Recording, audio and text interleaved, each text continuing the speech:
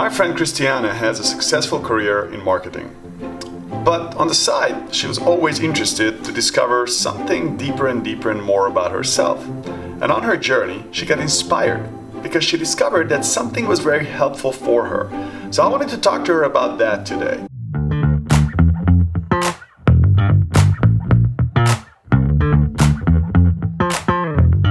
Christianne, it's so good to see you. So good to see you. Thank you for Hi, being honey. here. Of course. So fun. Okay, a big question. Yeah. Negative thought cultivation, right? Yes. That's the name of the game. I'm a coach, so for me, dealing with people's demons, which is essentially always happens inside the head, it makes sense. Yeah. But you are a designer, you are someone who's working with branding and all that stuff. So how did you come around to be interested in it?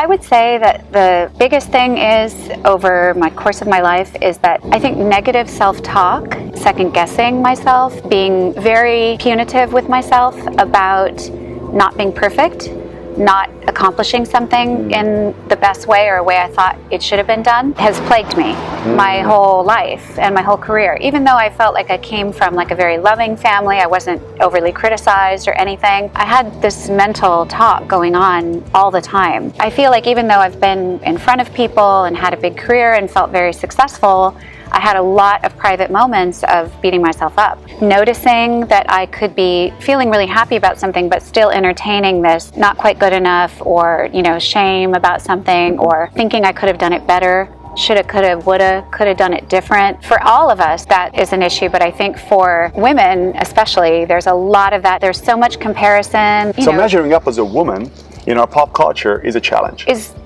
ginormous. It's impossible to get by. Doesn't matter how well put together you are. That's actually the perfect way to say it, because I think even sometimes I would say women that might be even more successful, it actually adds to the level of having to perform and having to compete. Sometimes that standard is almost unachievable. And I think we do set our own unachievable standards. It's habitual. It's a groove. It's like it requires rewiring. It requires first awareness, then it requires some kind of action or replaced action, and then how much sooner you can catch yourself. And that's the idea, right? Is catching yourself quicker each time.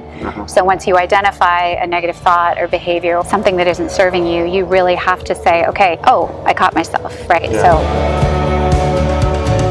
the pursuit of wanting to conquer that negative self-talk put me in touch with this idea that I was constantly in pursuit of, how can I get better at this? How can I get rid of it? Hence the bracelet is to say, like, I'm going to snap and I'm going to say, okay, I'm going to sort of celebrate that sting and realize that I've caught myself entertaining something that's not serving me, and then know that thoughts become things. So whatever I'm thinking about is going to manifest. So what's interesting is that the ideas are out there. It's easier to become aware of the problem deliberately, but the problem is to actually follow up with actions. Exactly. People are becoming more and more unhappy, even though we have more access to all the skills in theory.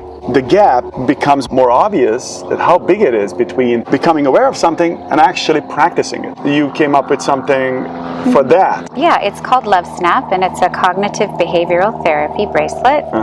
And it's just super simple. It's basically using the modality of just a traditional rubber band that was given by tons of therapists. It was traditionally, I think, used a lot for people who cut themselves, actually. I decided to design this bracelet, the Love Snap, because I was wearing a rubber band on my arm, presenting to a boardroom of people, or being at a cocktail party with like a shitty rubber band on my arm. And I would be kind of embarrassed. People would look at it and think, oh, like, what are you trying to overcome? And it was a little bit like, made me feel a little bit.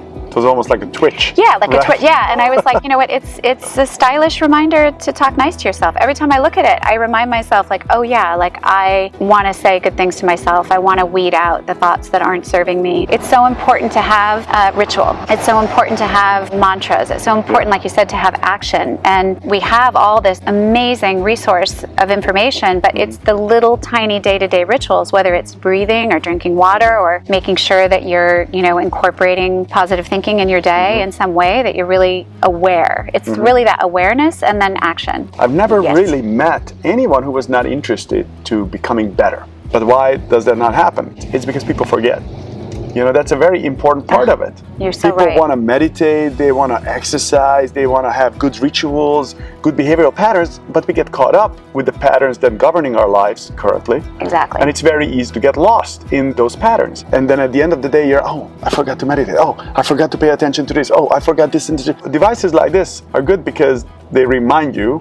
So I always have a bunch of jewelry on me. Gorgeous, Each of them yeah. have a reason. Yes. So they are not there just for decoration. I mean, I love the decorative aspect of it, but they remind me of different things. And this is something that I stole from traditional tribes and monks, because monks always have these kind of stuff as well that they wear that reminds them of certain ideas. So important. And the other thing is that I feel like is very important conceptually, and also just in terms of wearing this particular bracelet, is people also in this culture especially, and I think America mostly, want to have a quick fix.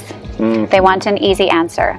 You will never get better if you don't do the work. And so there's so many things out there, like the gadgets with the Apple Watches or the Fitbits or this or that track you and quote unquote help you, but they're actually technology. And this is actually just going back to like the basic of like, oh, I have to actually do the work. I have to catch myself. I have to say, I don't want to entertain that thought. I have to make that choice. Yep. There is no quick fix. We can't look on the outside and ask for a pill to make us happy or a certain diet to get us in shape, or it's actually the daily, routine of not just the awareness, but actually saying like, I'm going to make the choice to not entertain this thought. Someone can give you information, but if you're not actually incorporating it into your life and standing guard at the door of your mind, you're the shepherd. You have to make those decisions. And I think that's what is key about this. I'm responsible for my own happiness. I'm responsible to manifest positivity and love. I really would love it if the world of health, wellness, fitness and everything would be more inclusive, as opposed to everyone is looking for the answer, that this is the way. This is the tool. It used to be, aerobic so and weightlifting and yoga, breath work, and everyone is like, this is it. This is it. Right. As opposed to understanding that, well, these are just tools. You have to design a set of tools that work for you, and then you need to find a way seasonally to utilize different type of tools, as opposed to believing that I just start doing this and this will provide all the answers to me. And that's what I love about the work that you do, is so holistic. It's so whole person, and it's also looking at each individual, right? And coming up with a plan that actually works for them. But thank you so much for thank you sitting so here and much. chatting It's it so up a little cool. bit. It was so great, and I'm just super excited about everything you're doing too. Oh, thank you. Yeah, it's wonderful. Well, that's Yay. really Okay, cool. bye. Thank you. Yay. I've been snapping so much I need to replace my rubber band.